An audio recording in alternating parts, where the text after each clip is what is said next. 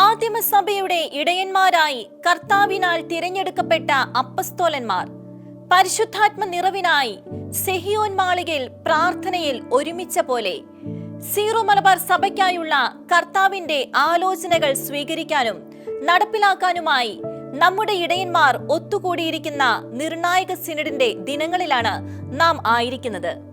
ഇന്ന് നമ്മുടെ സഭ പല വിധത്തിലും അസ്വസ്ഥയാണ്. സഭാ മക്കളിൽ ആശയക്കുഴപ്പങ്ങൾ ഉടലെടുത്തിരിക്കുന്നു. ഏകീകൃത കുർബാന ഉൾപ്പെടെയുള്ള വിഷയങ്ങളിൽ സഭയ്ക്കുള്ളിൽ ഭിന്നതയാണെന്നും അനിശ്ചിതത്വങ്ങളുമാണെന്നുമുള്ള പ്രചരണങ്ങൾ സമൂഹ മാധ്യമങ്ങളിൽ അനേകർ ആഘോഷിക്കുന്നു.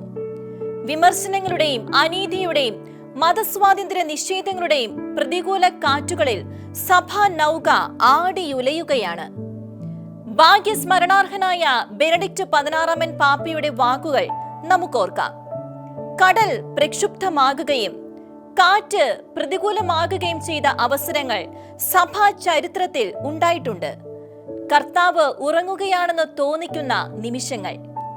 എന്നാൽ സഭയുടെ അമരത്തുള്ള സ്ഥാനം കർത്താവിനുള്ളതാണ്. തന്റെ സഭാ നൗക മുങ്ങാൻ അവിടുന്ന് അനുവദിക്കുകയില്ല. തന്റെ തിരഞ്ഞെടുക്കപ്പെട്ടവരിലൂടെ അവിടുന്ന് തന്റെ പ്രവൃത്തി ചെയ്യും. ഒന്നിനും മാറ്റാനാകാത്ത എക്കാലത്തെയും ദൈവനിശ്ചയമാണിത്. പാപ്പയുടെ ഈ വാക്കുകൾ നമ്മുടെ നാളുകളിൽ ഏറെ പ്രസക്തിയുള്ളവയാണ്. സഭ അപമാനിതയാകുമ്പോഴും പരിഹസിക്കപ്പെടുമ്പോഴും സഭയുടെ കർത്താവും നാഥനുമായ ദിവ്യകാരുണ്യ രാജാവ് വേദനിക്കുകയാണ്. യുഗാന്ത്യത്തോളം സഭയ്ക്കൊപ്പം ആയിരിക്കാൻ അൾത്താരയിൽ സ്വയം മുറിച്ചു വിളമ്പുന്നവന്റെ ഹൃദയം തേങ്ങുകയാണ്. കർത്താവ് തന്റെ സഭയുടെ അജപാലനം ഭരമേൽപ്പിച്ച ഇടയന്മാർ ഈ നാളുകളിൽ കർത്താവിന്റെ ഹിതം വ്യക്തമായി വിവേചിച്ചറിഞ്ഞ് കർത്താവുമായുള്ള ആദ്യ സ്നേഹത്തിലേക്ക് സഭയെ നയിക്കാൻ ഇടയാകുന്നതിന് വേണ്ടി നമുക്ക് പ്രാർത്ഥിക്കാം. കർത്താവിനെ മാറ്റി നിർത്തിയുള്ള ഒരു പ്രവണതകളും കർത്താവിന് മുൻഗണന നൽകാത്ത ഒരു തീരുമാനവും സഭയിൽ ഉണ്ടാകാതിരിക്കട്ടെ. സഭയുടെ എല്ലാ സാമൂഹിക പ്രവർത്തനങ്ങളുടെയും കേന്ദ്രവും ലക്ഷ്യവും ക്രിസ്തുവിന്റെ സുവിശേഷ പ്രഘോഷണമായിരിക്കണം എന്ന ലയോ 14 പാപ്പയുടെ വാക്കുകൾ സിനഡ് പിതാക്കന്മാരെ ഉത്തേജിപ്പിക്കട്ടെ. പാപ്പയുടെ ആഹ്വാനം പോലെ കാലത്തിന്റെ അടയാളങ്ങളോട് സുവിശേഷ അടിസ്ഥാനത്തിൽ പ്രതികരിക്കാൻ സഭ പ്രാപ്തയാകട്ടെ.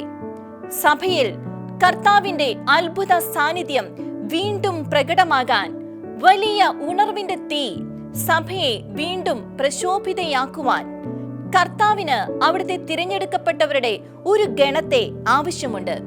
സഭയെ വിമർശിക്കുന്നവരോട് ചേർന്ന് വിമർശിക്കാതെ ചേരിതിരിഞ്ഞും പക്ഷം ചേർന്നും സഭയുടെ വിള്ളലിലൂടെ ശത്രുവായ പിശാചിന് വാതിൽ തുറന്നു കൊടുക്കാതെ സഭയെ നെഞ്ചിലേറ്റി സ്നേഹിച്ച് കർത്താവിനോട് കരുണയ്ക്കായി കേഴാനും ഉപവസിച്ച് പ്രായശ്ചിത്തം അനുഷ്ഠിക്കാനും തയ്യാറുള്ള തിരഞ്ഞെടുക്കപ്പെട്ടവരുടെ ആ സമൂഹത്തിൽ നമുക്ക് സ്ഥാനമുറപ്പിക്കാം. സഭാ മക്കൾ എന്ന നിലയിൽ സിനഡ് പിതാക്കന്മാർക്കു വേണ്ടിയും സീറോ മലബാർ സഭയ്ക്ക് വേണ്ടിയും മുട്ടുകുത്തി കരങ്ങൾ വിരിച്ച് ത്യാഗപൂർവം നമുക്ക് പ്രാർത്ഥിക്കാം. കർത്താവേ, അങ്ങയുടെ സഭയ്ക്ക് ഇപ്പോൾ ആവശ്യമായ ആലോചനകൾ ഞങ്ങളുടെ ഇടയന്മാരിലൂടെ നൽകണമേ. പരിശുദ്ധാത്മാവിന്റെ ജ്ഞാനത്താലും അഭിഷേകത്താലും സിനഡ് പിതാക്കന്മാരെ നിറയ്ക്കണമേ. തിരുവചനത്തിൽ പറയുന്നത് പോലെ വിശുദ്ധരെ പരിപൂർണരാക്കുന്നതിനും ശുശ്രൂഷയുടെ ജോലി ചെയ്യുന്നതിനും ക്രിസ്തുവിന്റെ ശരീരത്തെ പണിതുയർത്തുന്നതിനും വേണ്ട കൃപാവരങ്ങളാൽ സിനഡ് പിതാക്കന്മാരെ അനുഗ്രഹിക്കണമേ. കർത്താവിൽ ഒരേ മനസ്സോടെ ആനന്ദിക്കുന്ന അജഗണമായി ലോകത്തിൽ സുവിശേഷത്തിന് സാക്ഷ്യം വഹിക്കാനുള്ള വിശുദ്ധിയും വിശ്വാസവും ധീരതയും സഭയ്ക്ക് പ്രദാനം ചെയ്യണമേ. ഓഗസ്റ്റ് 29 വരെ നീളുന്ന സിനഡിന്റെ പൂർണ്ണമായ നിയന്ത്രണം പരിശുദ്ധാത്മാവെ അങ്ങ് ഏറ്റെടുക്കണമേ. പരിശുദ്ധ അമ്മേ, തിരുസഭയുടെ അമ്മേ, ക്രിസ്ത്യാനികളുടെ സഹായമേ, സിനഡിനു വേണ്ടി പ്രാർത്ഥിക്കണമേ. ആമേൻ.